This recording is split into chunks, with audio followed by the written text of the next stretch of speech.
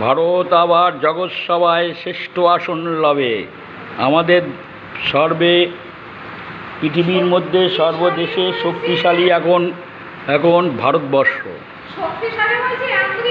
না, আমাদের ভারতবর্ষ। আমেরিকাকে পর্যন্ত হুমকি দিয়ে দেয়।